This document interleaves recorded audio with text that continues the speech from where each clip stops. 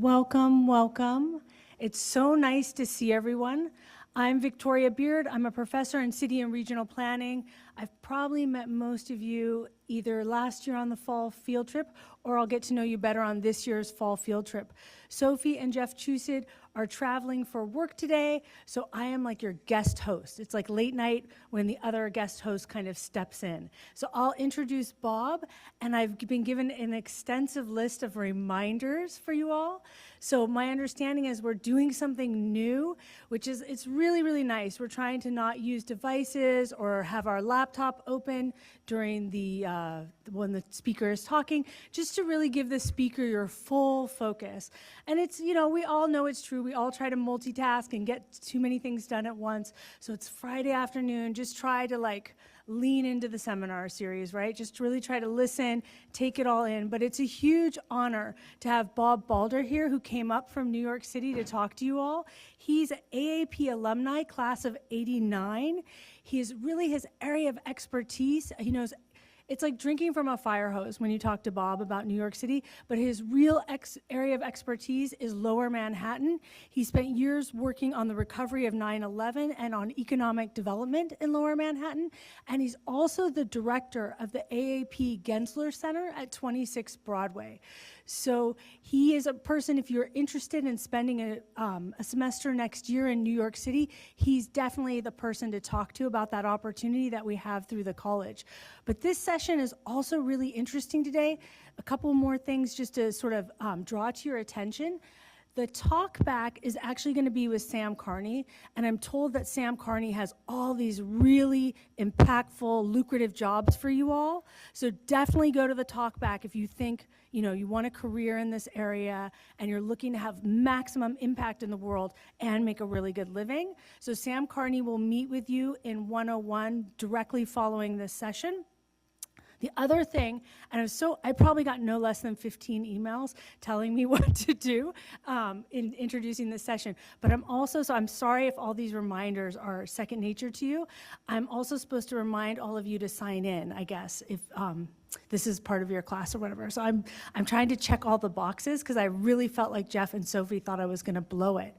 I was also supposed to read the land acknowledgement, but Bob and I discussed it, and it's super interesting. The land acknowledgement in New York City is different than the land acknowledgement in Ithaca. So we thought, and Bob has that sort of baked into his presentation. So if you haven't heard the land acknowledgement in New York City, we thought we would do that one today because the land acknowledgement for Ithaca is read before every seminar. So we thought we'd do something a little bit different.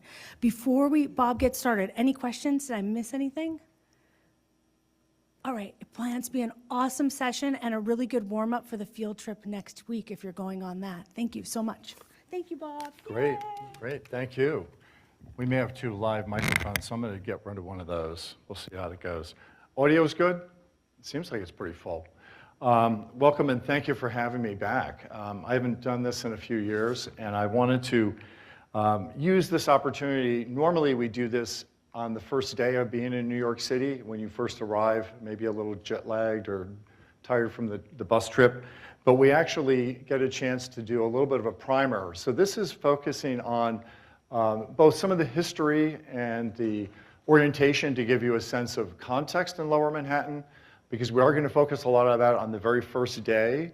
But there's also a number of key projects that are happening in New York City that I'm going to take you through some of the work that's proposed, as well as some of the work that's actually under construction. This was actually the beginning of a process that started with Professor Tom Campanella and myself back in 2021 when we were doing the program. And prior to that, this was actually the New York field trip. It wasn't a thing. It was actually multiple cities. So for a variety of reasons, it decided to actually become an annual event in New York City. So we've really embraced it, and it's something that in a lot of ways we're able to get access to alumni as well as other professionals. So this is a very unique opportunity. So definitely get some rest before you get there. We are going to have a whole variety of tours as well as opportunities to think about career development and lots of opportunity to kind of get you out into the city. So let's kick it off. So of course, this is, I believe, is Tom's photo. This goes back a number of years when we first were able to go to 26 Broadway, which is a landmark building itself. and this is our view from the studio. And to kick things off, I wanted to highlight the Living Land Acknowledgement. The Gensler Family AAP NYC Center is located on the unceded homelands of the Lenape people. We offer this acknowledgement in the recognition of the original people of this land, the Lenape, their resilience in the face of settler colonialism, and their deep connection to this place. The land that the Lenape occupied before the arrival of European settlers is known as Lenapehoking, land of the people, an area including New York City and extending from western Connecticut to eastern Pennsylvania, and from the Hudson Valley to New Jersey and beyond south to Delaware. Lenape nations, communities, and individuals live in locations spanning the world, including 5 federally recognized nations in Oklahoma, Wisconsin, and Ontario. We acknowledge the painful history of Lenape dispossession and attempts of erasure, and honor the continuous connection of the Lenape people, past and present, to these land and water. This just gives you a little bit of an image of that original boundary, say pre-1600, pre-Dutch settlement. And we're fortunate that we've already begun some relationships with what's called the Lenape Center in New York City. We've actually had them involved in some of our design studios. So beyond just the words, this is actually a substantive conversation that is starting to emerge, and one that we continue to support. This just gives you a sense of the map of the displacement of where they are today. And obviously we're excited that in New York City there's been quite a bit of engagement by a variety of institutions in New York City to actually engage the Lenape Nation and begin to look for substantive ways to collaborate. This just gives you an image of imagining this population being very much water-based, and I'll show you some great images of kind of their habitat that was once known as Mannahatta. Of course, there are some amazing maps when you look at the early colonial period. You can see Staten Island, and of course the North River, representing right here, and of course Manhattan. So the orientation is a little unusual. We're actually facing directly south, so it's kind of an unusual orientation that we don't normally think of.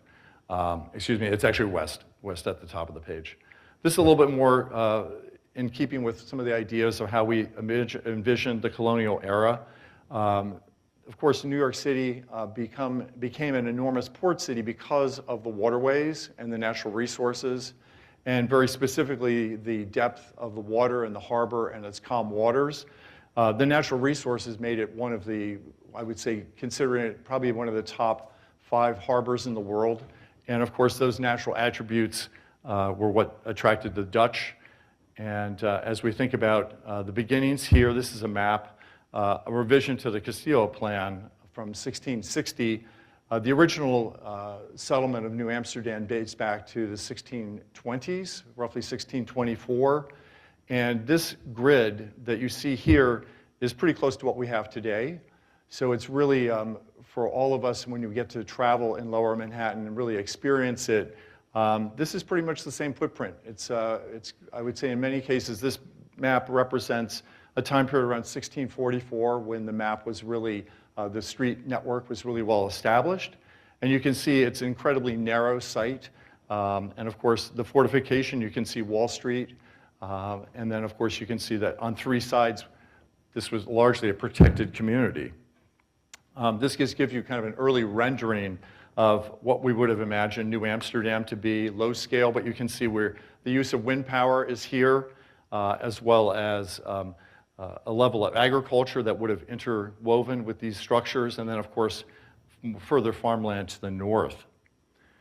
This gives you a little bit better sense of the landscape, and I'm going to take you through a number of images that really showcase how these landforms have been altered, and talk a little bit more about the extraordinary manipulation of the landforms and the shorelines to what we have today.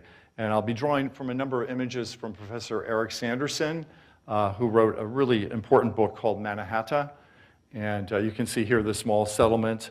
At this point, we're in the British era when we go from New Amsterdam to New York. And of course, we're shifting cultures, shifting settlement, shifting economics. But you can see the very elaborate shoreline of Brooklyn. You can see elements of what becomes the Brooklyn Navy Yard here, and of course Red Hook here. And we're going to see a really dramatic level of fill over these slides. And I also have quite a few historic images to give you a sense of the power of the port and how this was one of the critical aspects of everything that happened here was around navigation and the ability to move goods and people. You can see kind of the scale of some of these early structures. Early New York, you can see this very dense settlement pattern. Very European, it follows the topography. And of course, it responds to its water. You can see some of the early piers on the East River. Just for context, for those that haven't been there, this would be the East River, Hudson River, also known as the North River. And of course, this would be essentially New Amsterdam and eventually the footprint of New York. And then as we go north, you can see some of these early farms that eventually become the Lower East Side and Greenwich Village and on and on. This just gives you a little sense of, again, the walkability and the scale. You can also see some of the water bodies that actually supported those early settlements. Water was obviously always a critical element. And then as we kind of see it develop, you can imagine kind of following the contours and also being limited by some of the natural features. You can see the wetlands here, Canal Street. Some of you may have been on Canal Street, which was once, of course, a real canal. And then this is kind of an image. This comes from Professor Sanderson's work. They did some very exhaustive mapping to really be able to look at what the habitat would have represented. So they did comparative studies to look at other locations in the New York region to try to identify the habitat, the wetlands, as well as the flora and fauna that would represent Manhattan. The Lenape, they believe, have been there for probably prior to the Dutch, at least 3,000 years. So this was obviously a well-developed ecosystem, but one that they clearly interacted with. You can see the fresh water. This is referred to as the collect. You can see the habitation of the early Lenape. And this is more or less the footprint that we have today. So you can see the dramatic overlay of scale and how landfilling really defined the early evolution of both colonial development through the development of the Port of New York. Here's another version of the collect. This would be roughly where we call Federal Plaza today. You can see City Hall, and you can see the federal buildings right in this cluster right in here.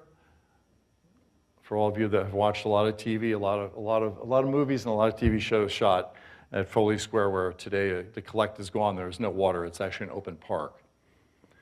Here you can see looking at the East River. This would be looking northeast. In the horizon, we'd be looking at Brooklyn and into Queens.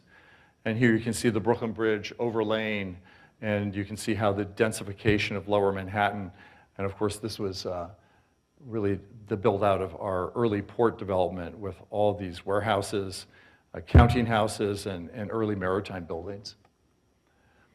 This also is from Sanderson's work. This shows you a little bit of the original topography, and you can see this very dense, very lush forested landscape interwoven with wetlands, streams, and obviously a lot of topography and a pretty well mature habitat. Here you can see all the streams that were able to be mapped. Sanderson's team was able to identify 66 miles of streams, which is hard to imagine, as well as all the salt marshes and water bodies throughout Manhattan. This one I find particularly useful as we think about sustainability.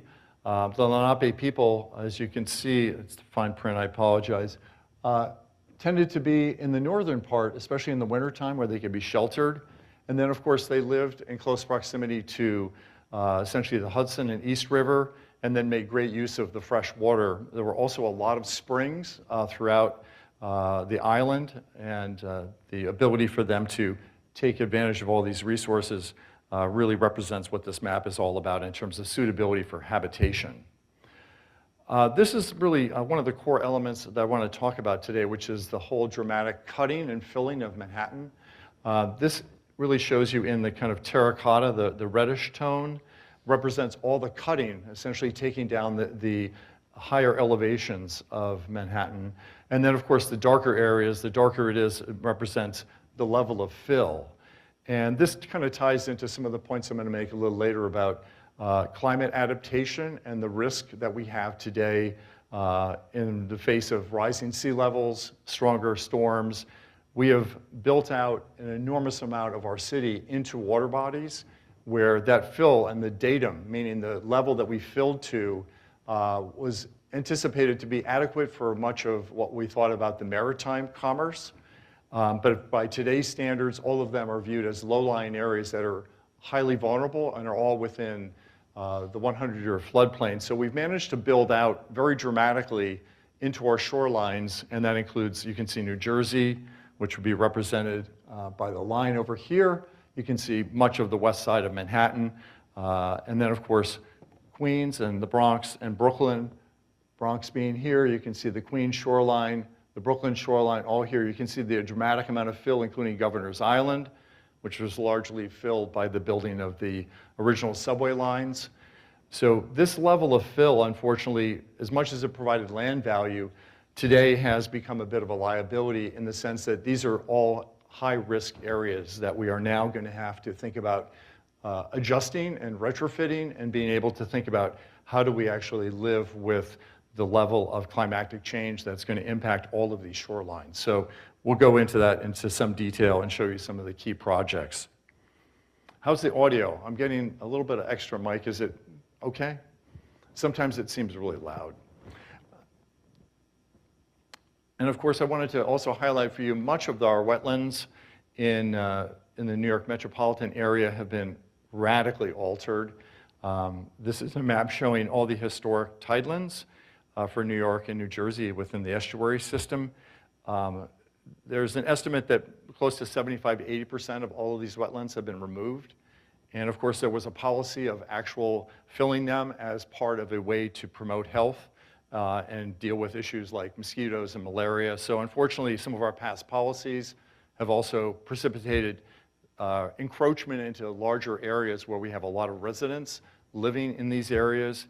And when we look at some of the maps associated with Superstorm Sandy, we'll actually see that much of the storm impact from 2012 from Superstorm Sandy essentially go all the way back to covering all of these tidal areas. So unfortunately, a lot of our past land practices are putting us in a situation where we've exposed an enormous number of people to the risks of climate change. So a little closer into the dynamics of looking at Lower Manhattan. This is the VLA map, a really famous map that Tom and I use quite a bit in being able to understand and describe the level of fill and how the development of Manhattan through construction, when you think about all the excavations and all the building foundations, the subways, and all the other infrastructure that went into making Manhattan, all of that fill had to go someplace. And because land was so incredibly valuable, to be able to create new land on the shoreline was something that was a common practice and goes all the way back to the early Dutch. And through different technologies, we were able to radically alter the shoreline, create that land value. The sad reality is that all of this is now highly vulnerable and subject to climate and sea level rise. So you can see here in terms of our original shoreline, which represents the green, you can see all through here. And then of course you can see the first layers of fill. This is just from the 1870s. This would be New York more or less after the Civil War. So you can imagine how much more fill had gone on since that time period. And much of this was developed through a level of expansion that was required because of the scale of commerce, and the port itself needed much more land. And by actually filling the shoreline and going deeper into the Hudson or the East River, it changed the profile of what we could do relative to shipping and the ability to start to build a world-class port.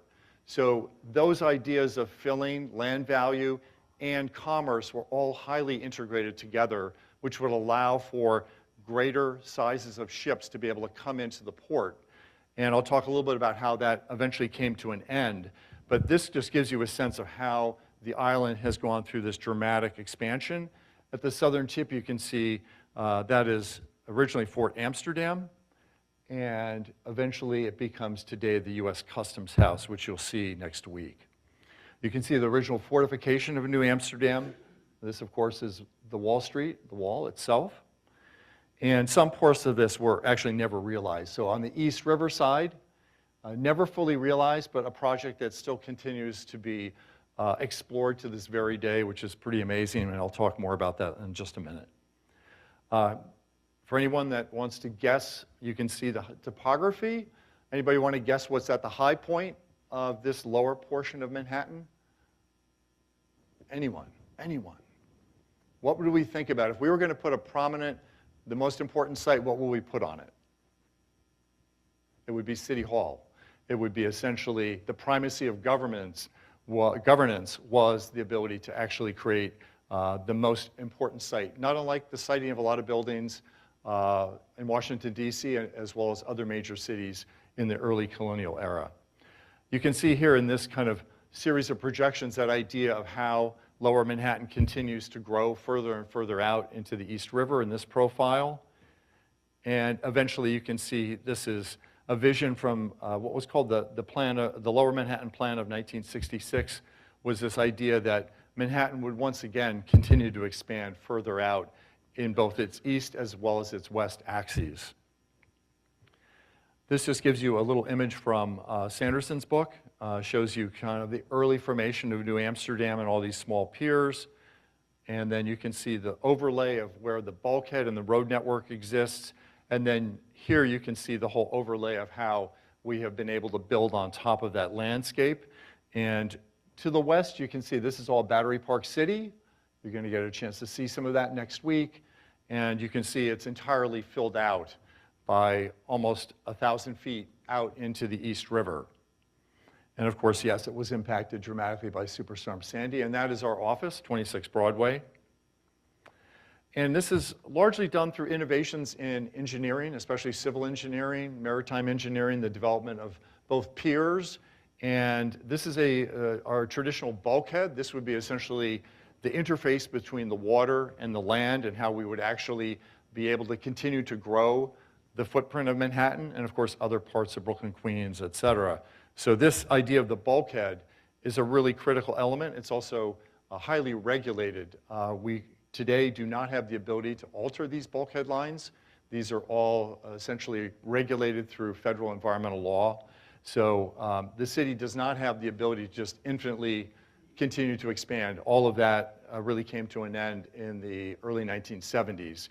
And the ability to actually get permits to go and build in the water is extremely rigorous in terms of environmental review and oversight. So our past is certainly well beyond us, and we are going to have to think very differently. And I'm going to show you some of the visions for the East River waterfront, which actually presuppose that federal regulations will allow some of the new integration of climatic features to be able to be built, which is still a really open question. Here you can see that shift. If we go back a few to Sanderson's image, you can see the small scale of these early piers. And of course, they correspond with, if we think about the impact of technology and shipping, we all know that ships follow a similar trajectory to the aviation world and how many things in our society have been made obsolete because of scale changes in technology. And of course, we have a number of container ships today that are well over 1,000 feet long, hosting upwards of 24,000 containers. So the scale of New York City, to a large degree, became obsolete because we could no longer support the level of shipping and commerce required, let alone the amount of land required to continue to become a world-class port. Obviously, in these early days, the idea of port development spread across the entire harbor. Staten Island, Brooklyn, New Jersey, all had highly mature waterfront development.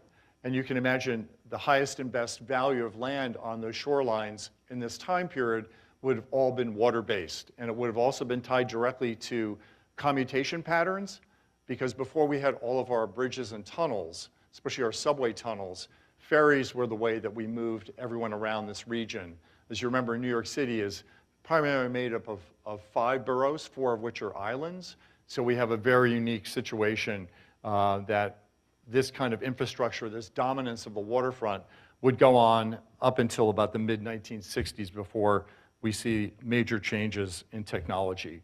And of course, New York's growth was accelerated through the development of the Erie Canal and its opening in 1825. A lot of people don't realize that the southern terminus of the Erie Canal was New York City. And of course, that whole canal network drove much of what we have in upstate New York in terms of the development patterns. And of course, the southern epicenter, here's an image from essentially the 1880s, 1890s. I believe this is a Currier and Ives rendering. If we had John Reps here, we would be able to know exactly all the origin of this. All of you should know Professor John Reps, otherwise known as the king of all maps. And so this just gives you a fabulous rendering of the Brooklyn Bridge, of course, being the dramatic technology of its era. And of course, New York City is a center of all immigration, Ellis Island, and even before that, in Lower Manhattan at Castle Clinton was the dramatic portal for so many immigrants coming to the United States. This is an image from Tom's book, and which we use quite extensively. And this just gives you that massive scale of how we think about port development and how the entire shoreline is highly dominated by this idea of maritime commerce, driving change. Almost the entire navigable perimeter of Manhattan is dedicated for maritime activities or things that are related directly to processing, goods movement, manufacturing. And of course, at this time, New York City is a powerhouse of manufacturing, entirely different than how we think of it today. Here's another view. This is one that we keep. I think it's still in one of the offices. This just gives you a view looking south. You can see the Brooklyn to the beyond, and of course the expansion of Governor's Island right here. So, oops, sorry. We have one of the tours will be on Governor's Island. We'll get a chance to spend some time there also next Thursday. And this, of course, is also from Tom's book, from the esteemed Fairchild Aerial Camera Corporation that documented so much of the United States. This is also a Sanborn map to really give you a sense of the density and how land was incredibly valuable and pretty much full lot coverage. As you think about entire blocks, you almost see no, even courtyards are kind of like squeezed and pinched. The density is so extreme. You can see City Hall, of course. And then to our west, you can see this kind of very dynamic kind of waterfront of working piers. And then, of course, for those that may not have seen it, these are ferry landings. You can see this is a slip for a ferry boat. You can see every so many blocks we have competing ferry companies that are essentially moving people from New Jersey and other points along the coast. I have a number of images. I'm going to take these through rather quickly just to give you a sense of kind of what New York looked like about 125 years ago. The streets are there. Many of the buildings that you're going to see in these images, a variety of them are still there, especially in the South Street Seaport. And of course, all the pier work has all been totally radically removed. So we'll get a chance to see kind of the scale of how things moved along the waterfront.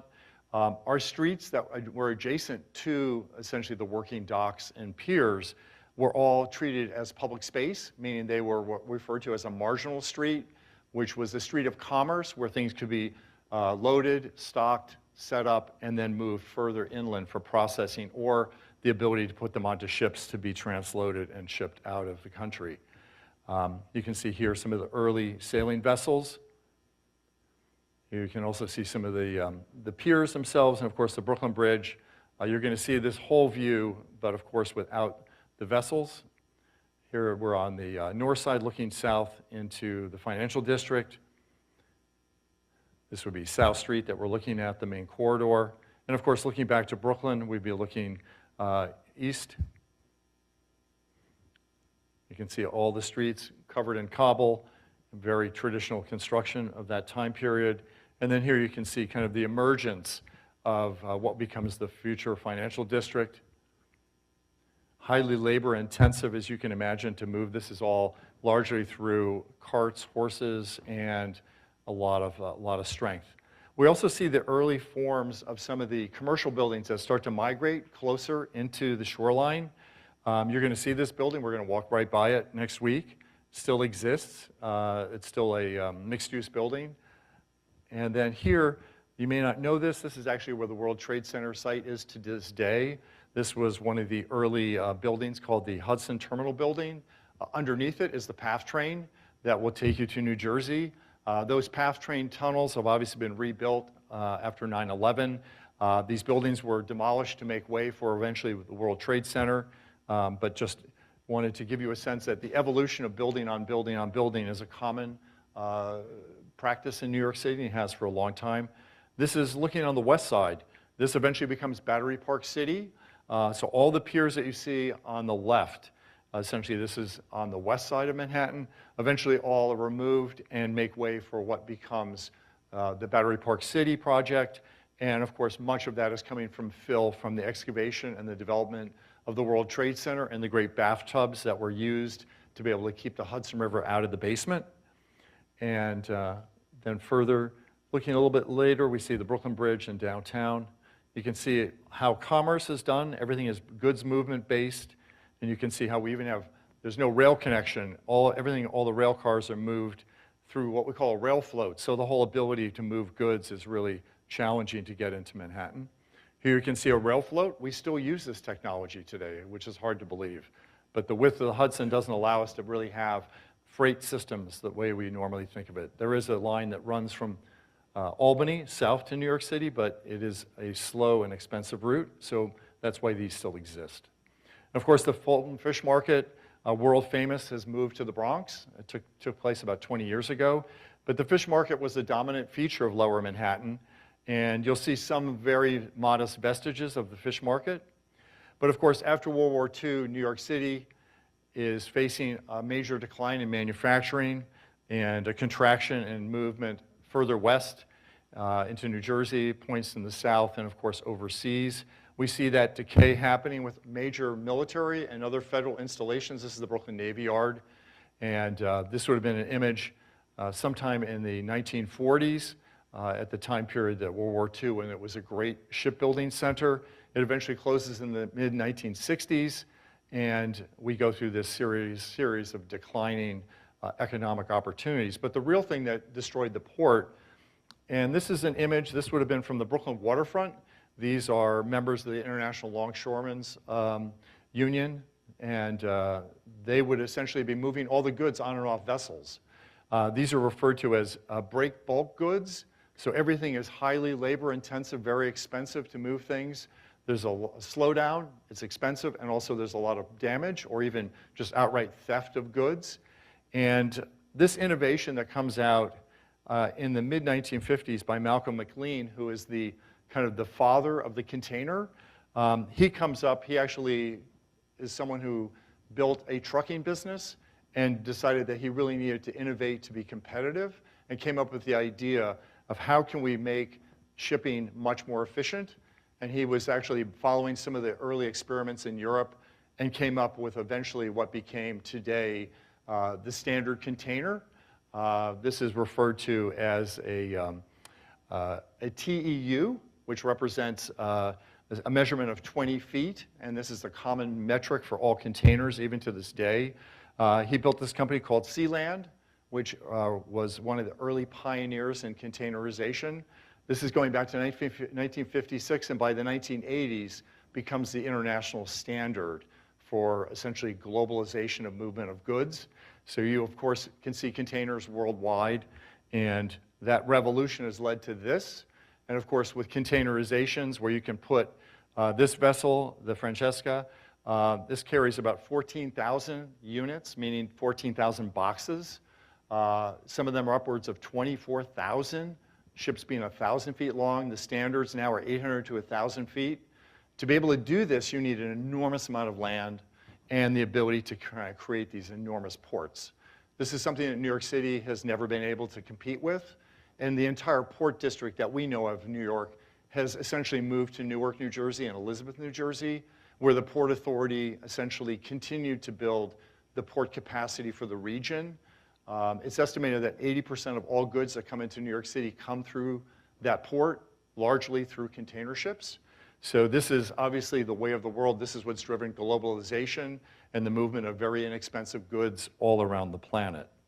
So these vessels, of course, wipe out any idea that New York City, as we think about Manhattan proper, could ever compete, which then means our working waterfront goes into major decline.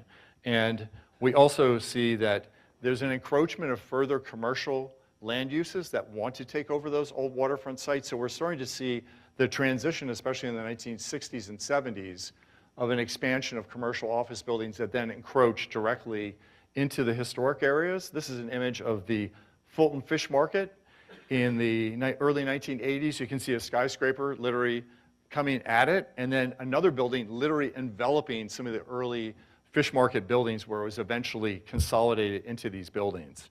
So pressure on all sides. Today, this is what you would see if you went to the Fulton Fish Market. This is Pier 17, an entire redevelopment of what was originally the Rouse Corporation's Pier 17, kind of a festival market space, if you've done some reading about that, as well as the history at Faneuil Market Square in Boston. But fortunately, a lot of these older maritime sites have given rise to new waterfront opportunities. This is the old Brooklyn waterfront, just downhill from Brooklyn Heights. This represents Pier 1, a total redevelopment of the old pier structures. This took place over about a 20-year period. This is now a fully mature landscape, just at 15 years old, which is quite remarkable. These pictures are a bit dated, but it gives you a sense of this was work that was done by a Cornell graduate from the Bachelor of Architecture program, Michael Van Valkenburg, very esteemed practice. You can see here the kind of evolution of how we think about our shoreline and how we start to think about climate adaptation. You can see this is a salt marsh that's been integrated into the old footprint. And then over at Domino, we can see another industry that eventually left New York City and its entire shoreline redevelopment. This was done originally by shop architects, but is largely now being implemented by Vishant Chakrabarty, a graduate of our engineering program, and the founder of PAU, a New York firm. And then you can see a little bit of the open space. Unfortunately, in the late 1980s, there was a real focus on modifying our zoning ordinance to accommodate waterfront development in a very different way, which included regulations for public access and to establish a minimum 45-foot boundary by which the shoreline would be fully accessible to the entire public, and public programming would then go with it. So this is the new Domino Park. It's not on our kind of hit list for next week, but I would definitely encourage you to go and see it. This was once one of the largest sugar refinery sites in New York City, and today it's primarily a residential development. And then a little further north, this is the visionary plan that was produced for what's part initially what we call Queens West, and then eventually became another separate project called Hunters Point South. We'll be visiting this site with Hoba Moon, a graduate of our program. He'll be giving this tour next Saturday, so you can actually see the evolution of this plan, which is highly celebrated. It was designed, the landscape very specifically is a resilient landscape, probably one of the best ones we have in New York City, designed by SWA with Thomas Balsley, and the architecture by Weissman Freddy. So let's jump ahead to some of the critical issues for today. And the legacy of Superstorm Sandy is something that is really shaping the entire environment of Lower Manhattan, as well as other parts of New York City. Of course, this was a very unusual storm. And because of the alignment of the storm and its severity, it kind of worked like a snowplow shoveling water directly into New York Harbor. And the level of flooding is quite dramatic. You can see New Jersey in blue and the kind of more purple on the New York City side. If we compare and contrast this to the original wetlands maps that I showed you earlier, this would almost correspond exactly with the original kind of wetland habitat that we've managed to encroach into.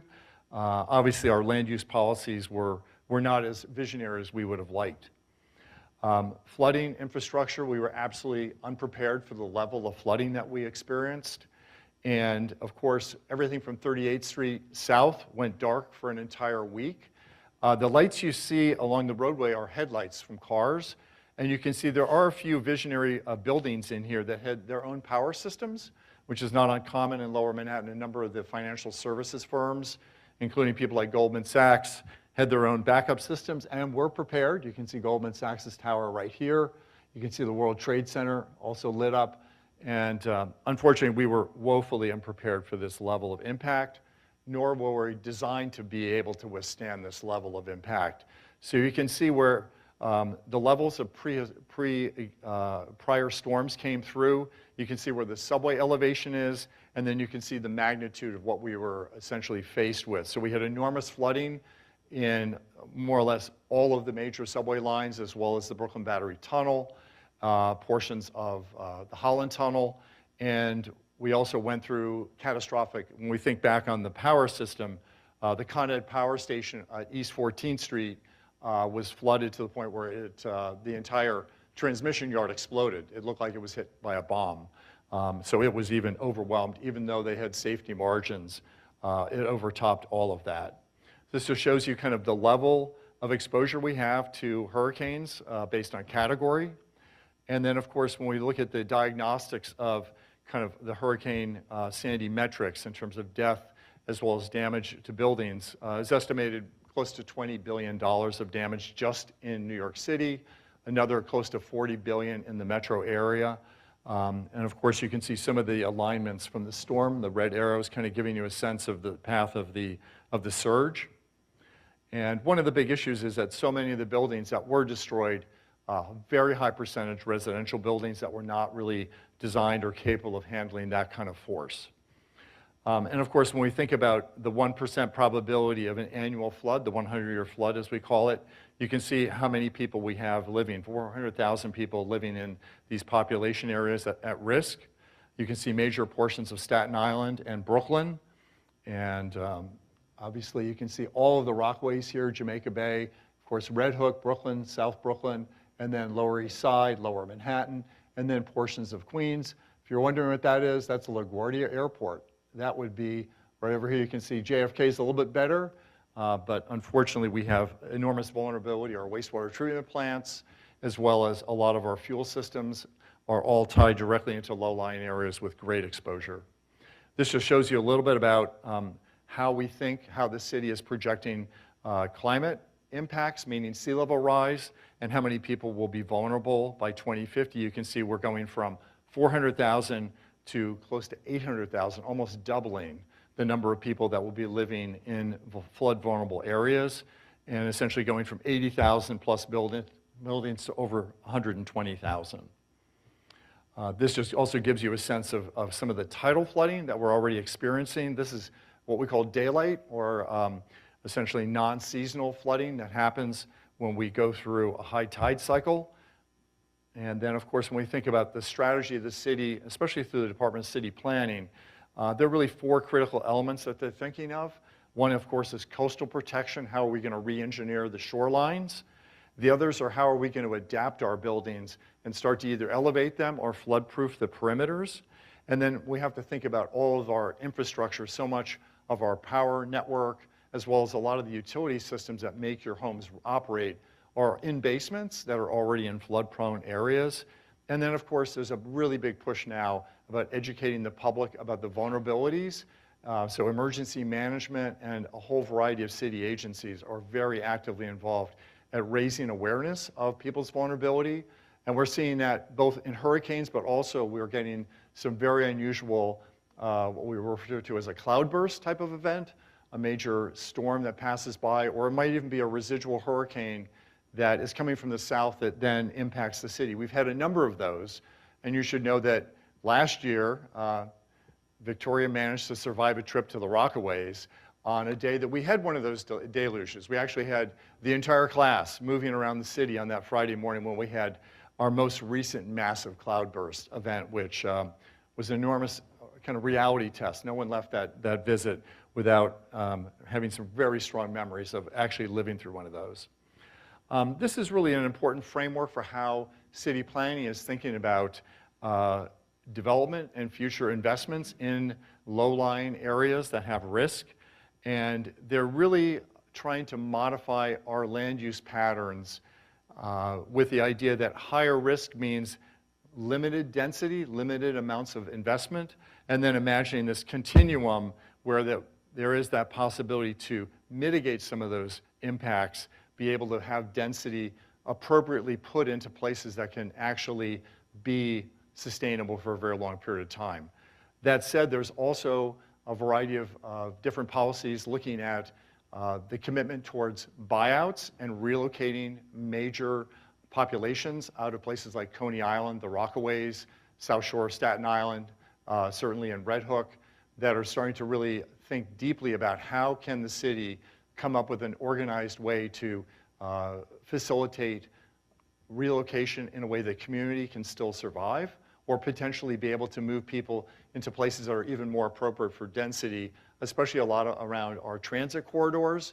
And that's, for those that are interested in, there's a recent Regional Plan Association report that came out this summer that they did with Pratt Institute that is looking at this question of how do we really plan for relocation, and how do we do that in a way that really features issues around equity and fairness, as well as how do we do that and still retain the sense of community that is there in some of these neighborhoods.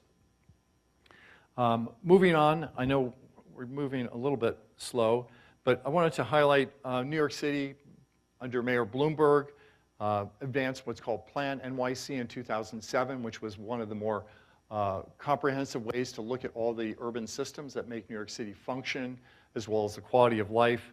Coming out of that, there was an emphasis on trying to come up with a really well-structured waterfront, more or less the comprehensive waterfront plan. It was first drafted in 2010, and then it's required to be updated every 10 years. This is an incredibly exhaustive process that typically takes city planning a year to 2 years to develop and do all of the massive outreach that's required. And over the past really 15 years, the plan has evolved dramatically to account for issues of equity, resilience, and health. So that is not just kind of a physical, how do we have open space? It's much deeper and much more comprehensive in understanding the risks of living close to the coastal areas, as well as how do we think about future investments and how do we do that in an equitable manner. This was also done in the middle of COVID, which was incredibly challenging for essentially the planning team to be able to host and do events, many of them virtually, but they were also under some pressure to be able to meet their obligations to the city council and the mayor, and it's a really extraordinary document. These are the critical goals that they have organized under 6 major topic areas: climate resiliency, waterfront public access, economic opportunity. We haven't totally given up on our port. We've built out, just in the past 6 years, a major ferry network, but there's also some residual maritime industries that are still really vital to the city, especially in the construction area. And then water quality and natural resources are still a critical part of our obligations. New York City is unfortunately always impacted by major rain events, which means we have a lot of urban runoff that is then commingled with our combined sewer system, which means that a lot of that urban waste and human waste goes into the East River, into the estuary, into the Hudson River, and we are constantly essentially not in compliance with the Clean Water Act going back to the early 1970s. So there's still a lot more work to be done in that. And of course the ferries, and then thinking about governance of the waterfront and how we manage that. We're going to shift over to a really important project. I don't know how many people have heard about Rebuild by Design. Anybody here? Maybe 1 or 2. I know Tom has. Rebuild by Design, I would encourage anyone that's really interested in how we think about public process, how we innovate in the realm of creating public-private partnerships. This is one of the best examples I can think of. It was launched with the support of the Rockefeller Foundation, and the former commissioner, Sean Donovan, was our former commissioner of housing in New York City. He was the secretary for HUD, and this initiative really drove off the idea that any kind of planning and design had to be done in a very, I would say, transparent and highly engaging way to work with community. So this was part of an open, almost like competition. It was really more of an ideas vision type process, but it meant that you could not submit ideas for this work unless you had bona fide representation by the communities that were directly affected, meaning to even apply to be able to go after this work with the federal government, you needed to have, like, the mayor, the council, a whole bunch of community people embedded in your process for the entire duration, meaning it wasn't a bunch of very gifted, say, planners, architects, and landscape architects. It was designed that those ideas had to come from the community in consultation with a lot of gifted experts. This was an extended 1.5-year process, and there's a lot of material online. I'm not going to go through all of this, but if you are really interested in that dynamic of how engagement can be meaningful and be durable and be able to actually have true, authentic, community-based support, then you really want to take a look at this work. And there's some great publications online. You can get into a lot of the details on how they really brought teams together, how they worked in community, how they did their research, and then how they iterated their designs. So it's a really elaborate process. And out of that, I'm going to talk a little bit about the big U. This was an extraordinary team of designers, engineers, architects that worked on this, led by Bjarke Engels, a famous Dutch architect. They were able to influence and really create a vision that today is now being built out in pieces, not by this original team, but by a number of other teams that have come after them. But they really set the course for how Lower Manhattan could be re-envisioned as a resilient place.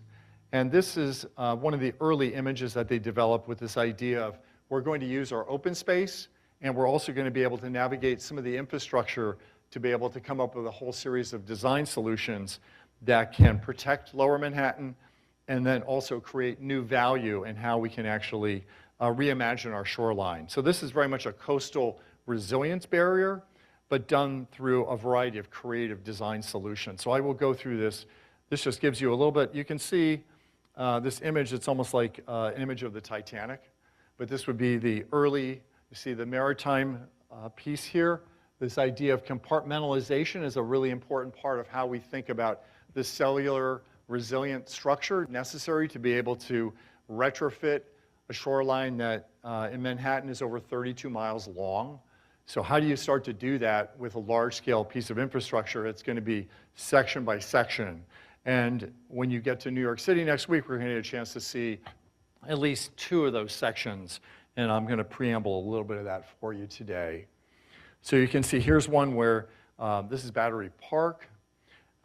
This is an idea of where the earthwork could be readjusted to allow for its landscape to be absorbent in the sense that you create a barrier, but you also be able to create some kind of a multi-purpose park landscape that would then allow for protection, but also new programming.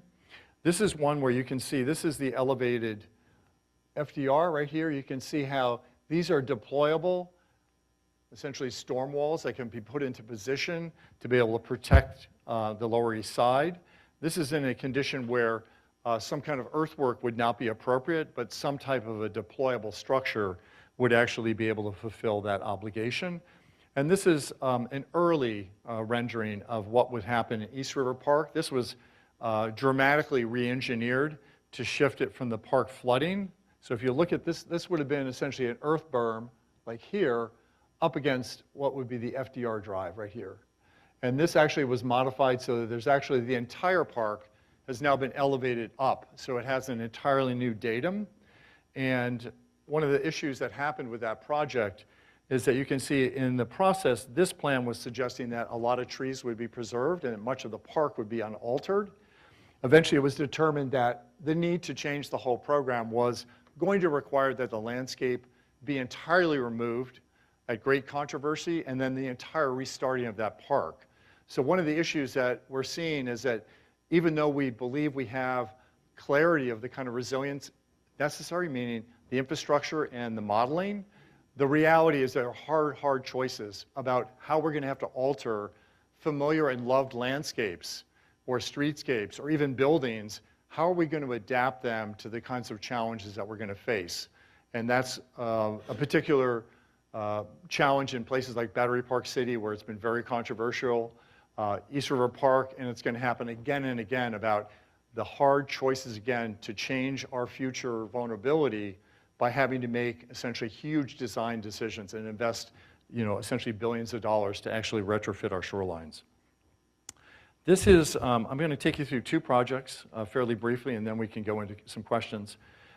This is a plan that was announced in December 2021, one of the last projects announced under Mayor de Blasio. And this was put together by Arcadis, internationally known engineering firm that specializes in these types of water-based projects. They also had a lot of unique consultants, including Scape, one of the leading landscape architects in New York City. And this is the idea of extending into the East River. I showed you kind of the vision of the expansion of the East River side of Manhattan. This is one that essentially goes deep into the river and starts to resolve a climate challenge through fill. So this plan itself is part of this idea that the big U is put into these particular segments. So you can see in this case, we have different projects at different locations.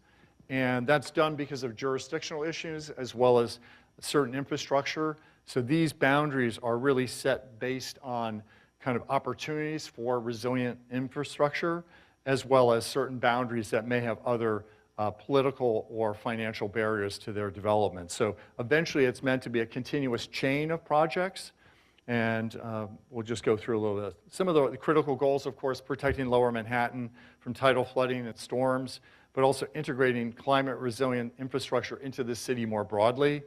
And then, of course, improving the overall public access to the waterfront are all critical. And of course, when we think about the metrics of lower Manhattan as a civic center, a transportation hub, as well as driving the economy, really critical when we think about 1 out of every 10 jobs in lower Manhattan, or 10% of the entire property value system. So lower Manhattan deserves attention, primarily because of so much of the prior investment and what it means to the city's both cultural, economic, and sustainability frameworks. So you can see major transit systems that all converge into lower Manhattan, all by design. And of course, lower Manhattan grew as one of the great central business districts in the United States, third only to Chicago and Midtown. And of course, highly vulnerable when we look at the projections going out. This, of course, represents all of that fill. You can almost see Canal Street jumping right in here, as well as all the fill boundaries. You can also see groundwater that we also have issues with. And then you can see stormwater flooding projected just from a basic rain event, the kinds of water that is pooling into these neighborhoods. And then when we think about high tide in 2100, the kinds of projections and modifications where we can have potentially far-reaching impacts into these neighborhoods. And then we talked earlier about the bulkhead and the datum, meaning the height of the bulkhead and where they're located. You can see they vary dramatically. So we have low points along the perimeter, which allow for essentially variation. So you can see down in Two Bridges which would be just north of the Brooklyn Bridge. Right here, you can see a very low elevation, immediate flooding. These folks were essentially having upwards of 7 feet of water over the roadway around them. And then you can see all the way up to more recently, Battery Park City, the most recent fill project, bringing it up to 13 feet. They also suffered with at least a foot of water throughout Battery Park City. So you can see these vulnerabilities in these different neighborhoods require that we have a different kind of strategy. And the topography also varies dramatically.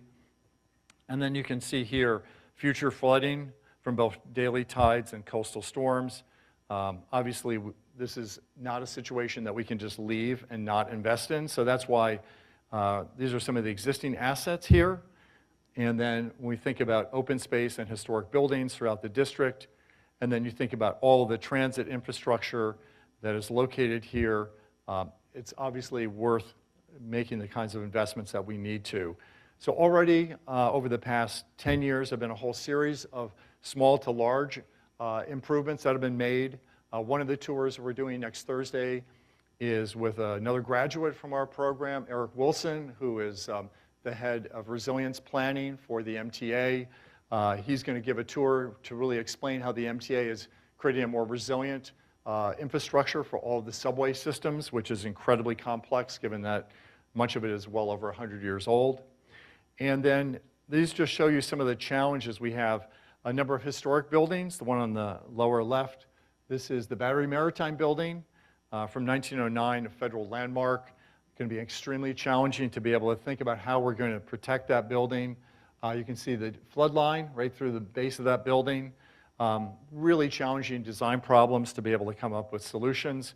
A little further, going down towards the South Street Seaport, similar, sorry, similar conditions where we have very low-lying buildings, many of them 200 years old. And then when we start to think about projections for climate, you can see we're looking at some really dramatic kinds of changes in elevation that would be required to really flood-proof Lower Manhattan. So you can see future conditions where we would need to elevate 15 to 18 feet. So dramatic change in the urban and public realm to imagine how would we accommodate that. So I'll take you through some of the images. Here are some of the ideas that are being promulgated for ways to start to mitigate some of those conditions. And you can see everything from a flood wall buried, which is going to be used in Battery Park, but others where you might actually put the flood control system inside the building. So this is what is being contemplated for the FIDI plan. You can see this is a offshore. You can see the shoreline extension beyond the bulkhead going out anywhere from, I think, 70 to almost 120 feet. This would be, again, a fill condition to go into the East River. And then you can see the dramatic need to be able to create a new superstructure to hold back that. This is a full landfill kind of condition here. And you can see the datum going up to 23 feet to be able to deal with that future flood event. And then you can see a section where it drops down to a more traditional level that would be more like what you have existing today, and how that is designed to flood and be able to be resilient. So you can see here a variety of ways that we could get people up to this new elevation point to be able to create that new flood condition. And then you can see some of these infill conditions for how the future waterfront could be adapted and still maintain some of the existing infrastructure that's there. And then here you can see some of the flood defense systems that would also use a mix of earthen resistance, but also the ability to have temporary floodgates or flood walls that would then protect some of those upland access points. Here's a rendering of it. You can see the amount of earthwork. None of this, of course, exists in place, so when we take you there next week, I want to make sure you have kind of a visual idea of the massive infill that this would represent. And then you can see here, portions of it are built to flood. So this would be, of course, a fair weather summer day. And then here's what it would look like, say, in the fall cycle when a major storm comes through and major portions of that infrastructure are designed to flood. They're salt resistant, they're able to withstand that high energy, and then you clean it up afterwards. These have been done in a few other locations. The Buffalo Bayou in Houston, Texas is a great example of a park that's designed to flood and then be able to be resilient, be restored and cleaned up, and be able to withstand those shocks. And then here we're just looking at some of the access dynamics of how people would use the space. And then there's also a big portion of what would be required to get permits to build this would also, besides the upland condition, meaning, or the higher elevation, all of this infrastructure would also require that an ecological framework be developed so that all that in-water construction would also be supportive of habitat creation and to make sure that it could survive and continue to thrive. So this is a big part of what people like Kate Orff at Scape are working on, and her team and other landscape architects, of how do we actually think about the dimensions above the water line, and then what are we really doing to advance all the in-water ecology that would be essentially required for any kind of permit to be able to be developed. And this just shows you a little bit about some of the design proposals. I'll jump ahead. Again, fair weather day. This is the FDR, which still exists here. So I have one last project I just want to show you. This is on the west side. This is the Battery Park City Coastal Project. It is being advanced by AECOM right now. It's under construction. So you'll get a chance to see portions of it as we walk in that direction, just west of the studio. And this is taking in a portion of the Battery Park. It's also taking on a historic Pier A. This is one of the great surviving piers that we have. This was originally built as essentially a fire boat house, meaning it was designed to fight fires when New York City was a great port city. We had many fires in those warehouses, so we had an entire fleet, and all of the vessels were all set up where you'd have a pier that was designed as a firehouse. It's still there, it's a landmark. And then, of course, the beginnings of Battery Park City. Of course, all of this is fill. And then you can see here the Museum of Jewish Heritage that is also located. So this project is now about a year and a half underway, and it includes a number of segments that are being built out. So this is that first section of the thread that will create a continuous datum to be able to keep flood water from coming into the city. And then here you can kind of see how it's being done. This is one where it's very simply just modifying the landscape and being able to use it effectively as a bikeway, walkway type of network. Here's another one where the introduction of an exposed flood wall would be used and then be given a certain aesthetic to be able to kind of give it the ability for habitat to grow around it, over it, on top of it. And then here you can see a situation in Pier A in the plaza where when a flood event was to occur, you would have a deployable wall that could then flip into position, so you'd only kind of be limited to access under those storm events. Normally it would look like this. And then a little further into Wagner Park, which was one of the pristine parks of Lower Manhattan, really extraordinary, designed originally by Laurie Olin. And this was one that unfortunately was entirely removed, 100%, which was incredibly difficult for people to accept. But you'll get a chance to see all the new earthwork and the new structure that's being laid on top of it. So this is a series of terraces going up to be able to build this brand new pavilion to replace the old one. And then this becomes kind of the center armature of the beginning of the rest of the Battery Park City plan, which is still to come. This is also a unique proposition for the Museum of Jewish Heritage. They are actually using a special flood wall that's designed using glass, if you can imagine. It's a little hard to see in the image, but this is actually a glass flood wall that they're proposing that will be integrated into the building structure. They have a whole series of windows along the base of that building that they're going to maintain their view. So there's some really extraordinary creativity that's going into it. Just two last points. There is a brand new initiative that was announced about 14, 15 months ago. This is a brand new initiative on Governor's Island. There will be a tour to Governor's Island. You're going to get a chance to meet with some of the folks from the New York Climate Exchange. Governor's Island is being redeveloped with a focus on resilience, and this would be a place for both academic study as well as demonstration projects. So they're deeply committed to the idea of creating a knowledge center around the topic of resilience, and you get a chance to meet a couple of folks that are going to tour you next week to talk a little bit about their early vision. And I won't go into this, but I do want to highlight the day that you wrap up on the 21st is really day one of Climate Week, New York City. It runs for about 10 days. It corresponds with the UN General Assembly being in session. So there's going to be a lot of events for you. So if anyone's lingering into New York City after we do the field workshop, want you to be aware that there is a great opportunity for you to engage. I can provide some great websites for you if you're interested. Many of them are also online so that you can still do it from Ithaca. But this is the one time a year when really everyone is super focused on issues of climate. And the conversations cover everything from architecture, landscape, urban design, as well as finance, politics.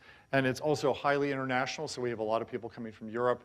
So please, if you're interested in that, we can get right into it. So I'm going to skip ahead on a couple other slides and just questions. I know everyone's been super patient. So let's do questions, and that's how you can reach me in case anyone's got to go. Great. Thank you.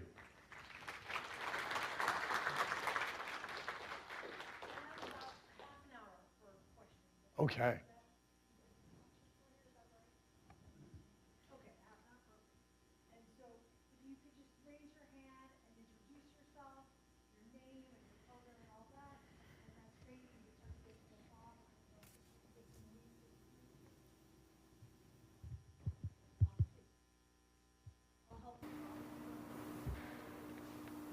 Yeah, my hearing is not great in the right ear, so I'm going to get closer. It's always a strange dynamic. It's really far away. Question? Oh, great. Thank you. I need the audio assist. Raise your hand, please. Introduce yourself. Do you need a mic? Yeah.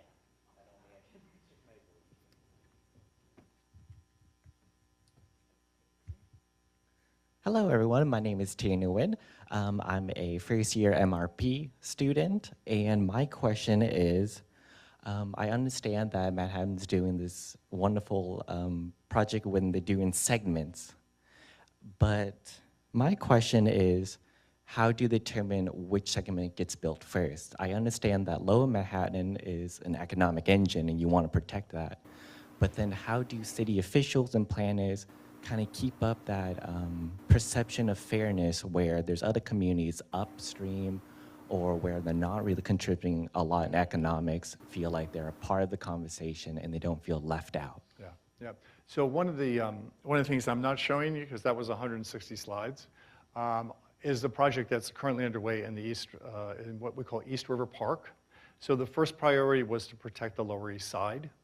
So you're going to get a chance, there's going to be a small group of you that are going to go on the ferry and actually go and see the project. That's the most advanced project right now, and it was really focused on equity planning to be able to deal with the highest number of people at the greatest vulnerability, specifically in Manhattan. So there's still work to be done in Rockaways, Red Hook, other highly vulnerable communities, but that project is well underway right now. And that was, I just showed you a little piece of it in the Big U plan. There was a little segment of it. So there is a really big focus on where can projects get built immediately. So when you have large public parks, that's an area where it's already under essentially public control. And in this case, East River Park is a New York City park. So that allows you to quickly get that project moving versus potentially having to work with private landowners on the waterfront or other infrastructure that is not easily met. So East River Park fit that description of being able to really move it forward rapidly. Obviously, there were a lot of politics because the park was originally going to be potentially floodable, and then there was a decision to redesign the entire project to actually remove everything and start over, which actually set the project back at least a year, maybe 2 years. So that equity issue is very much front and center for how city planning and the investments are being developed. Some of them are also technically really, really hard. So to build under the FDR and create flood walls that are deployable sounds really easy, but the FDR and the ability to maintain the highway and build around it creates some really unique engineering challenges. In the case of the last project I showed you that AECOM is advancing, they're in Battery Park right now building out that section. So they're going after, again, parks become the easiest opportunity for you to get those done because of the nature of public control versus dealing with some of the other ones that are going to take a longer time to get an environmental review done, longer for you to be able to get public input and be able to work through some of the legal issues with ownership and jurisdiction boundaries.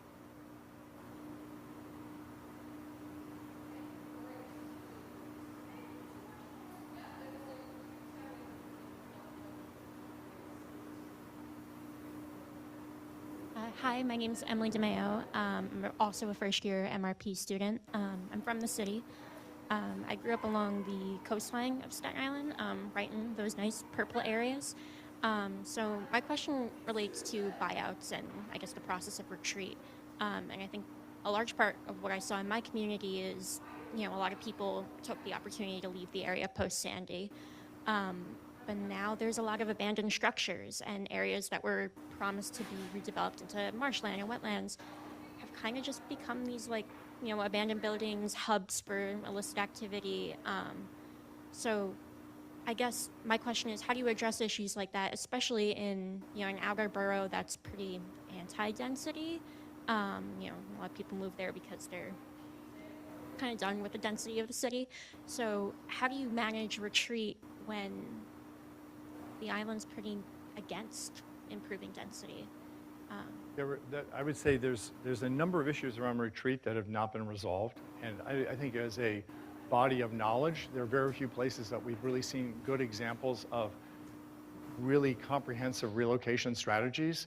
Some of the earliest ones that were done were built for utility infrastructures. Like there's some very famous studies of what it took to build the Tennessee Valley Authority, the whole power system that was built during the Great Depression through FDR.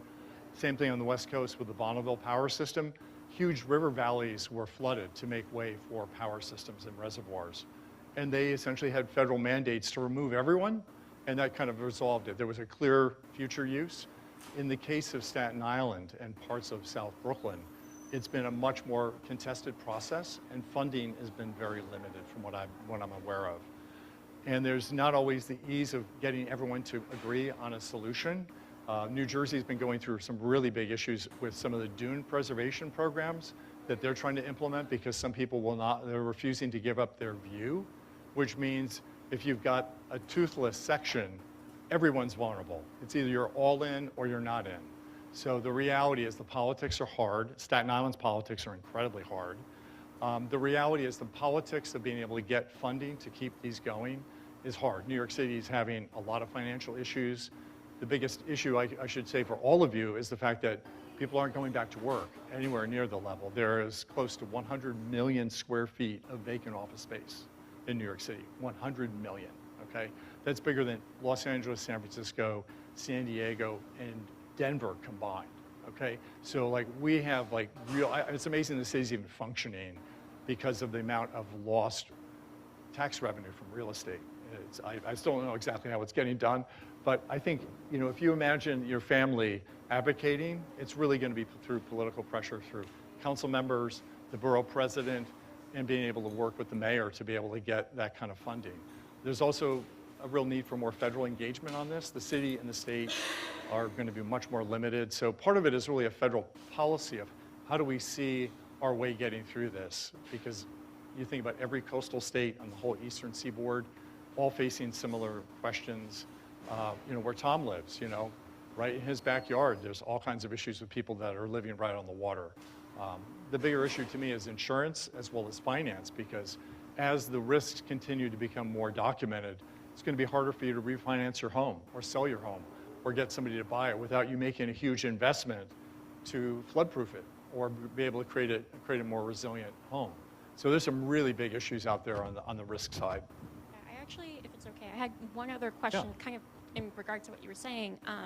So I used to work for the New York City School Construction Authority, you know, which is a state authority, so federal state.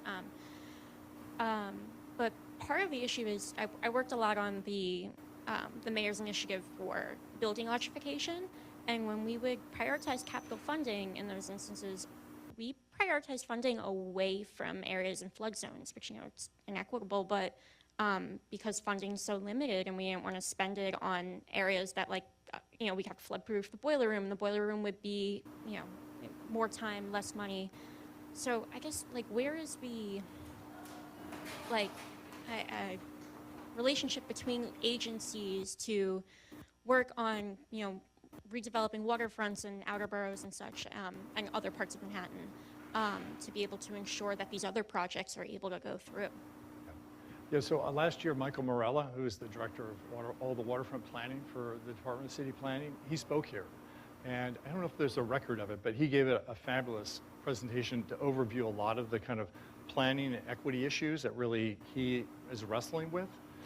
But there's also some more recent news that happened over this past year where the Commissioner for Department of Environmental Protection, which is the New York City agency, Rit Agarwala, Rit actually created a new division within DEP that is directly getting involved in the whole acceleration of buyouts and how they see the investment necessary to do that. They're going to do it through DEP, not through where I used to work, which is the city's Economic Development Corporation, but there is a brand new kind of deputy commissioner that's focusing on that exact issue of how do we really move forward with these kinds of difficult resolutions of buyouts and thinking about the investments. So there is someone in City Hall, more or less, that's really working on that issue. So I can get you her name. She's brand new, so she's still getting staffed up. But we met with her a couple of months ago, so she's the one who's going to be mandated with getting through some of those big challenges. For good questions,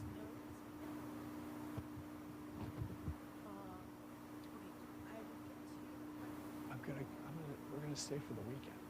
So,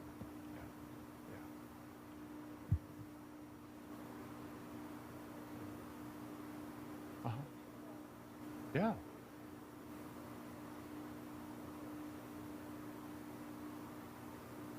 Hi, I'm Kritika. I'm a first-year MRP student. I'm just wondering, we're all doing these projects in the public sector, but are we also starting to think about strategies for the built form itself? Like you were mentioning, elevating the buildings at some point. So are we now starting to think about any sort of regulations that the buildings will have to start adapting in the case where we start seeing sea level rise? Mm-hmm. Yeah. So a couple of things that are really unique. Because of the complexities of building large-scale protective coastal infrastructure. When we did the walk last year, we also walked through portions of Lower Manhattan. And what you're seeing is a lot of the buildings that are highly vulnerable are already building their own private resilient infrastructure into their buildings. So they already are amending their power systems, elevators, switchgear. All of that is getting moved to a higher level. So they're not waiting for these kinds of large-scale projects to get fully built because they're vulnerable now. And a lot of the office buildings have already retrofit their entire emergency systems, backup power, as well as flood systems. So if anyone's interested, as we walk around, I can point out where the buildings have been retrofit, where they can control their destiny and be able to make sure that the people that are working in their building, remember, if you're a major company and you're going to rent from a major landlord, the first question is, how bad did it flood, and what did you do to mitigate future flood damage? Because if you can't convince me that you have done those things, you're never going to lease a square foot of space in that building. So the reality is there's kind of two tiers of work that are happening right now. Individual private companies that are working in their best interest and are solving it on their property, meaning at their interface with the public, meaning the street. And then obviously the larger scale initiatives of how do we keep pushing forward on these other projects, which frankly are going to take decades. And then there's an even bigger one that you may have heard about. The Army Corps of Engineers is doing a large scale study that they released a little over a year ago that's looking at essentially ocean gates that would protect the harbor, that would be kind of on the scale of what's happened in the Netherlands, where they've done some of these huge coastal works, or in the case of London, you've seen the London system that will protect the Thames from flooding. We're talking about major offshore infrastructure that would start to create this mega kind of perimeter, which has huge environmental consequences that's still being talked about, but that's kind of like, there's like your local, your building, then there's like this neighborhood scale, and then there's like this mega regional scale, which would like pretty much be intended to protect large areas of New York City.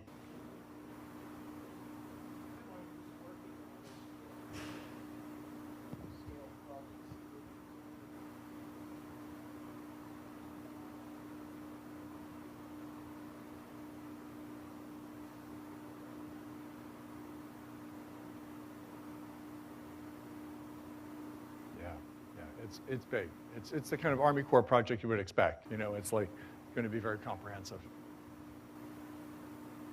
Hi, thanks for the informative presentation. My name is Devi. I'm a first-year MRP student. So my question is about the timeline of these master plans. So you, when you presented, you told that there is a 10-year vision plan for the New York City comprehensive waterfront. So I was just thinking, the present climate scenario is very unpredictable. Like it keeps on changing every 2-3 years. We are facing extreme weather events at an increasing rate. So isn't 10 years a large time when we think about the present climate scenario? So in your opinion, what is the adequate time that we should give for a master plan? Mm-hmm. Yeah, so a couple of things that are really helpful so the New York City Comprehensive Waterfront Plan, what it's doing is that every 10 years, it has to be updated. So it's not like you're going to build the plan in 10 years. So I just want to separate that conceptually for everyone to know that it's a requirement to redo the plan, and the plan needs to reflect best knowledge and best technology and available financing. So it's actually setting the policy directions for what needs to happen, but it's not like a capital plan that says we're going to build all these things. So I just want to decouple that so that there's some clarity. It's much more of a document that's really stating goals and objectives and critical areas with, you know, some real specificity in certain neighborhoods, but it's not the document that says, here's what we're going to build. So it's different than, so some of the projects I showed you, especially like the FIDI plan, the financial one, it's not clear how long that's going to take. It's still being studied. Most of the work that in New York City takes 20 to 30 years to build out. So just to give you a sense, Battery Park City, our most successful project of a new neighborhood in New York City's history, I was studying that when I was Roger's student back in the mid-'80s. So, and that plan was revised in 1979 and was finished largely in about 2005, give or take. So that was, 25 plus year plan. So it's really hard to assess. My feeling is that the scale of complexity and the legal challenges that are likely to happen here mean this is decades in the making. And that's why that idea of a cellular structure of like protecting various pieces is likely to be the way it's going to get done, is they're going to try and create zones of protection and then press on as fast as they can. Yeah. Thank you. Yeah. Hi, my name is Stella. I'm a first-year MRP student. I was also born and raised in Queens, so I love New York and talking about it. My question, and oh yeah, thank you so much for coming to speak today. My question has to do with how you see Lower Manhattan's prospects looking in the long term. Obviously, as you previously mentioned, there's a lot of vacant office space. People are moving away from New York City, and companies, even if they're relocating within New York City, they're often moving to Brooklyn or Queens to have their headquarters, such as Long Island City. And there's been a lot of, like this year, they announced the plan to redevelop the Brooklyn Marine Terminal and Red Hook, even though I think they've said they're going to like do something with Red Hook forever. But I think like increasingly there's been just a lot of more focus on the outer boroughs and increasingly less on Lower Manhattan, especially given that a lot of the resiliency projects get funding and they're justified by the fact that Lower Manhattan is such an economic powerhouse. I was wondering how the shift of Lower Manhattan being one of the primary CBDs to it being increasingly decentralized in New York City will impact how, or like what you think strategies should be to keep Lower Manhattan as relevant as an economic powerhouse. And number two, in the face of Lower Manhattan maybe losing this, how will this impact resiliency funding and priorities? Yes. So a couple of things that are unique about Lower Manhattan.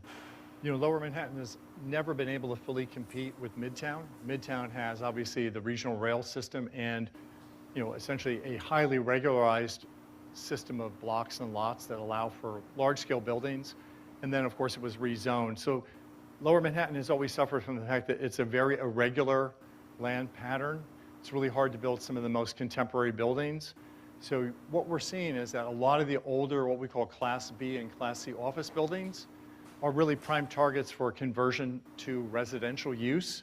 And there's a lot of talk right now about the mayor and the governor really coming up with a comprehensive plan to spur a lot more conversions.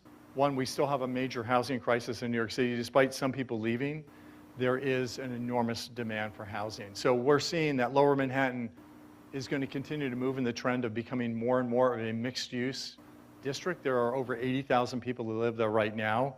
If we walked out of the studio, we would see people with strollers and walking dogs. And that was not what we had 30 years ago. You couldn't buy eggs downtown because it was just all business all the time, dead on the evenings, dead on the weekends, except for people trapped at Goldman Sachs. So the reality is that it's really changing dramatically. So today, when we're working downtown, we see a lot of tourism. We see a lot of people coming there that are really interested in entertainment and cultural offerings.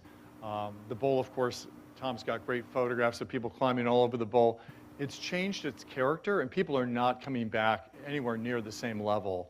So I definitely see this fundamental shift where it is that surplus space is going to get reused, or they're going to end up doing major conversions to it and possibly dropping a number of older buildings. But right now we're seeing older buildings all being converted for essentially what's rental, or in some cases, the buildings are appropriate as luxury condominiums. Some of those favorite kind of special, like historic landmark buildings from the 1930s, those famous Point Tower buildings, their actual structural systems and the way the buildings are designed, because they were built with daylight, are actually primed to be converted for residential because their floor plates are small.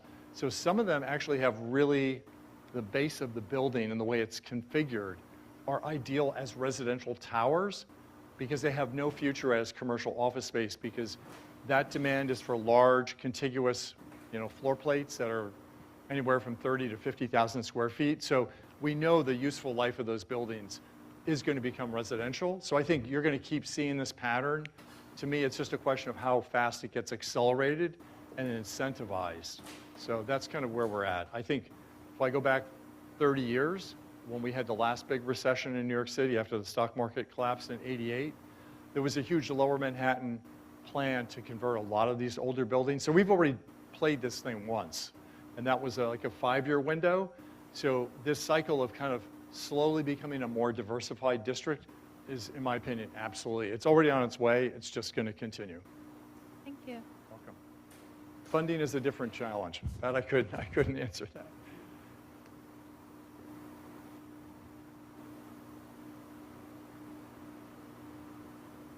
Hello, thank you for being here today.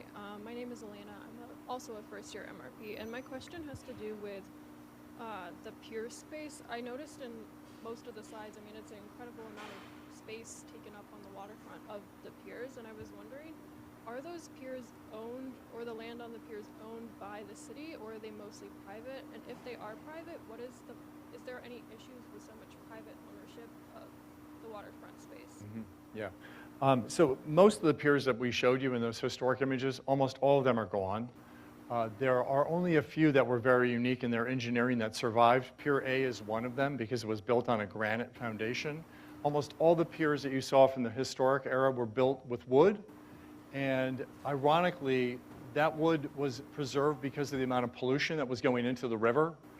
And because of the Clean Water Act, and the ability to build essentially a lot of wastewater treatment plants in New York City, the water quality has improved dramatically to the point where habitat has come back, and that became, those piles, those wooden piles that were holding up those piers, were being eaten by what we call shipworms, essentially marine borers. So we've actually seen, when I worked for EDC, we would have every year a couple of piers collapse into the river in a way because habitat was restored. It also meant that the feedstock for that habitat were those original wood piles. So a lot of that kind of construction meant that those piers lived out their useful life. They might survive for 50 to 75 years. But almost all the land underwater that we see around New York is essentially owned by the public. And that would be the city of New York or by the state of New York. There are some authorities, like the Port Authority holds a certain amount of land. The Power Authority, meaning Con Edison, has certain lands underwater. So the majority of it is going to be publicly controlled, which means it also is highly protected, meaning the lands underwater and the upland area that's publicly owned by state law is not allowed to ever be sold, okay? The only thing you can do with it is essentially lease it for short periods of time, but it's essentially in the public trust and is not going to change. Is that good enough? I mean, we're going to see a number of piers. We're going to see kind of the next generation of piers in a couple of places. So it'll give you a little better sense. But we've lost, you know, from Tom's amazing aerial photographs, so much of that is entirely gone. So when you go out and walk around, that's why I wanted you to see the photos, because when you're there, you'll be like, it's hard to imagine unless you've actually seen the images. Good afternoon. My name is KQ. I'm also a MRP first year. I have a background in landscape architecture, and I'm from Singapore. So we also have lots of seaports, and we have projects dealing with climate resilience and flooding. My question is on the topic of equity, because in a lot of design and planning, we talk about equity being very important.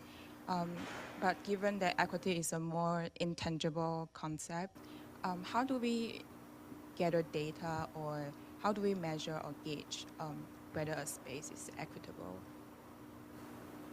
Yeah, so fortunately, New York City has a lot of data on pretty much every neighborhood in New York City, and that data includes everything from demographics, birth rates, death rates, you know, place of origin, all of the rest of it. So there's a huge amount of data.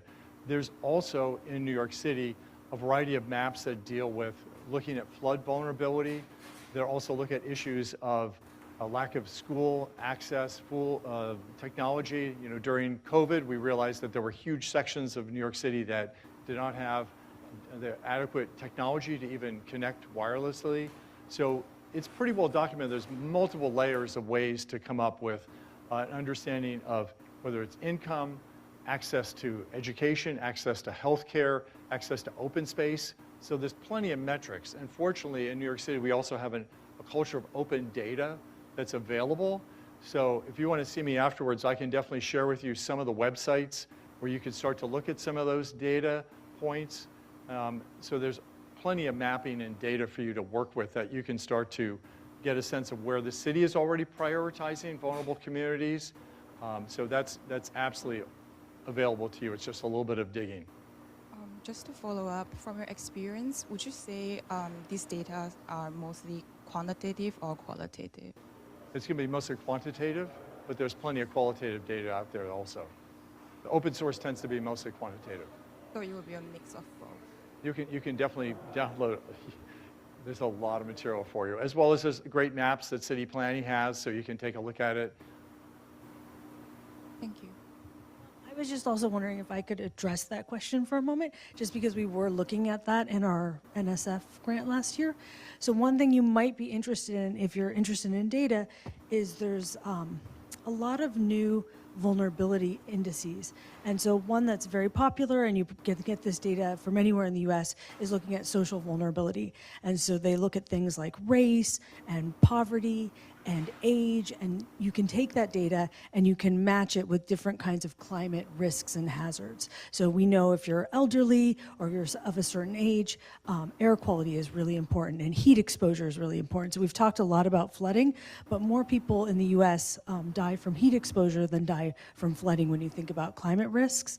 And so in the tours that you're going to be taking in New York, we're going to be taking some tours that focus on heat exposure, some tours where the community is more vulnerable to flooding. But another trend that people have been using is taking those social vulnerability composite indexes, and they've been graphing onto it data about heat and data about air quality and vulnerability to flooding, like Timon's group at the New School and the Urban Systems Lab. But one thing I was just looking at last night, and so that's why I wanted to jump in, is I was looking at FEMA's index, where how they look at vulnerability to climate risk. And you get almost the opposite results when you look at different indices. And one of the things that FEMA does is they look at property values. And so when you look at the FEMA data, lower Manhattan, Manhattan in general, becomes very high risk to climate. But if you look at other things like poverty and other measures of vulnerability, that takes you to other parts of the city. And so there isn't sort of a best practices answer. A lot of it is very political. A lot of it is very subjective about what indicator you think is more important. So is it race? Is it poverty? Is it the age, the demographic of the population? Is it the property value? So if you own a property that's much more valuable, does that make you at greater risk to climate change? Or if you're a renter or you live in NYCHA housing and you're not able to move as easily, does that make, a lot of NYCHA public housing is out in the Rockaways, where we're going to take you all on one of the tour. Does that make you more vulnerable? Because it's not so easy for you to move. You may not have the economic resources.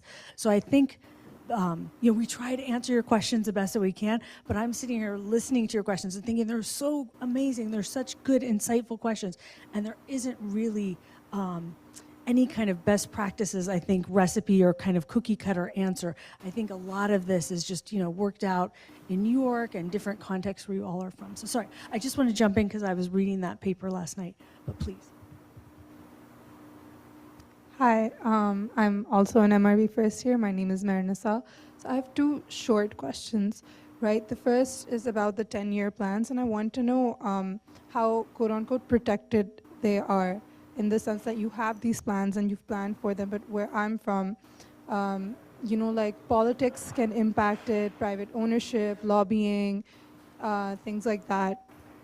Okay. So I want to know how protected they are and how guaranteed these plans are, or whether they might be susceptible to some kind of change.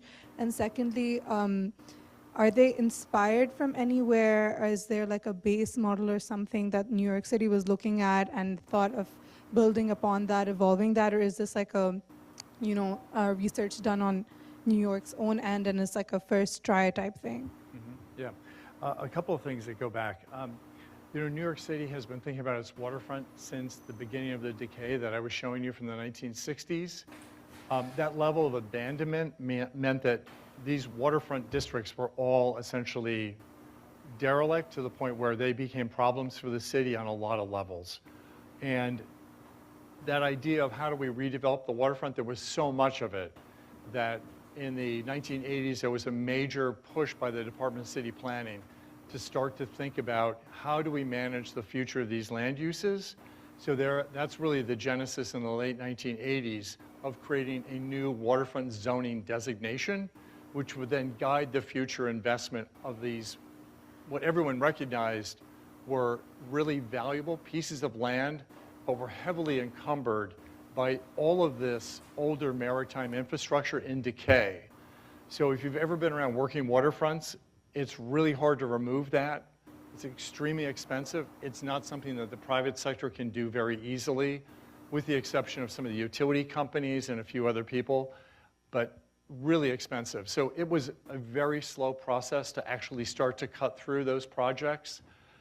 So by 1992, there was a commitment to come up with this waterfront zoning. So all of that time, there were surveys, inventories to understand what are the land holdings all around the city, who has jurisdiction, what are the conditions, what are some of the environmental issues associated with them.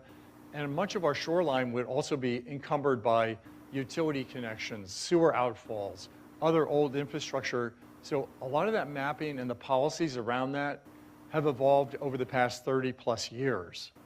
So the thing that really kind of gave genesis to the Waterfront Comprehensive Plan was the work under Mayor Bloomberg, which was Plan NYC, created a renewed interest in how do we start to think about the broader understanding of our waterfront, because it needed greater attention. So Plan NYC is a fairly high-level document that's looking at parks, education, transportation, air quality, all the rest of it. The waterfront plan is really intended to be able to really think about issues of equity, thinking about access to the waterfront, thinking about the risk components. So it's been evolving over this whole time period.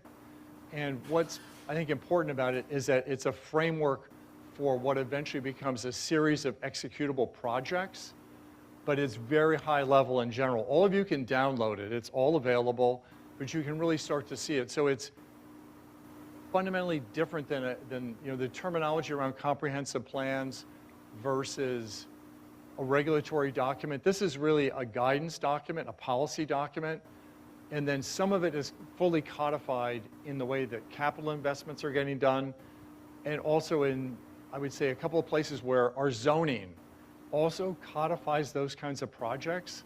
So when you guys get a chance to look at it, I think it'll be a lot clearer that you may be coming from a place where you're thinking the plan is a construction plan, or the plan becomes what we build. It's much more general than that without that exact level. It creates the framework for what we should be doing, but it means that there's a whole nother layer of study, reports, and projects that grow out of that, but are consistent with the original comprehensive plan. So you should know that in New York City, we do not have a comprehensive plan for the city. We have one for the waterfront, but our zoning is, by default, our comprehensive plan, okay? So we don't have, like a lot of other jurisdictions have a true, like you've worked in places where the plan is here and we're gonna build it. In New York City, we don't have that. We don't have that. We actually have zoning, and the zoning is flexible enough that it's already kind of has a general framework, and then you can build into it. But it's not fully predictive. It's not like the city has a capital plan and then it just builds exactly what's under zoning. It's much more valuable. Yeah.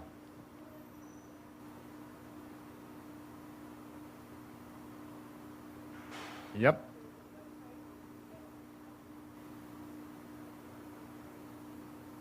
Yeah. Yeah. Yeah.